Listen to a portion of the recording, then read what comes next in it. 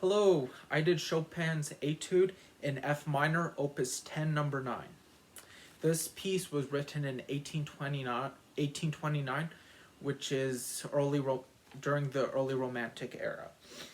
So a couple of things were happening during the Romantic era during that time. The first thing is the use of chromaticism.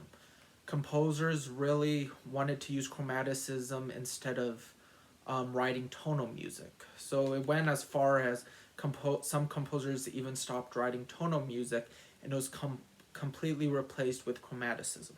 The second is also composers often favored the dark register and a dark tone color, which we also see in this piece. Next, I'm going to talk about the tempo and the mood. It's allegro molto agitato. So it's a fast, very agitated. Also, it's non-metronomical. Um, you can see that it starts out slow, gets much faster, and then slows down. And the definitely the mood is very agitated. There's never really a resolution. There's always a feeling of agitation in this piece. Next, about the melody. If you have the score, then you can follow along with me. There is a reappearance of the main melody in measures 5 through 8. 5 through 8. It's repeating measures 1 through 4. Also, measures 9 through 12.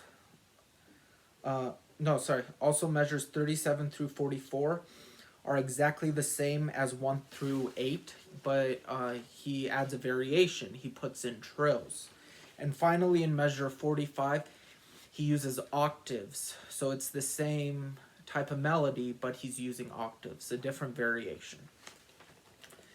Next, if you can follow along with me from measures 1 through 4, you can see how there's an eighth in the melody. There's an eighth rest followed by 2/8 notes, followed by an eighth rest, followed by 2/8 notes.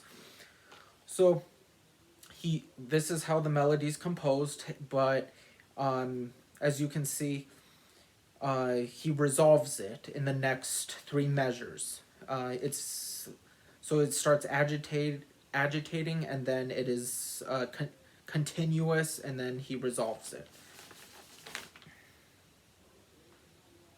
Also, next, the harmony. The key's in F minor. It modulates 4 times. The first time it modulates is on measure 17. Measure 18. He goes to D flat minor. He does this through the use of a secondary dominant in measure 17. The next time we have a modulation is measure 26. He goes back to F minor through the use of a C7 chord, which is the dominant of F minor. Finally, in measure 49, he modulates to F major. So this was very interesting for me because the rest of the piece has been in a minor key. And finally, we get to a point where it sounds like he's just going to resolve the piece, and we're going to hear something other than agitation. However, he goes into F major, and then right back in the next measure, he's back to F minor. So we get the agitated feel again.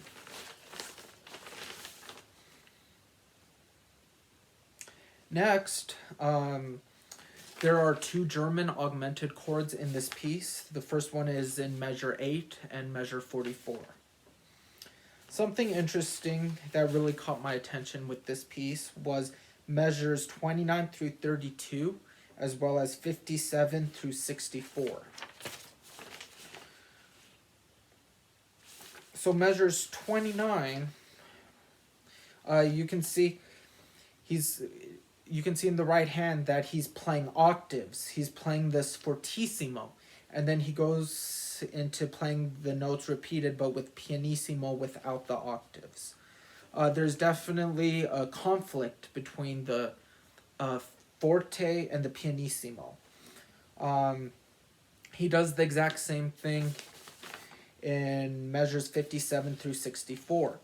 But something really interesting which he does is that he'll play the original, he'll play the melody, and then he thinks it's very important, it's so important, he'll repeat it with the quintuplets in the next bar line. But and again there we get the fortissimo followed by the pianissimo. And also the accompaniment is all 16th notes, very continuous, also very fast. It complements the melody by using parallel sixths occasionally. If you have the piece, you can see that in the first measure, the A in the bass and also the F in the melody are parallel sixths, as well as the C and the A in the first measure. Finally, but not least, is the descending bass line, which happens in measure 17 through 25. He does this chromatically. He starts with an F and goes all the way to an A double flat. So another use of chromaticism we see, which was very popular, as I said, during the Romantic era. Okay, hope you enjoyed.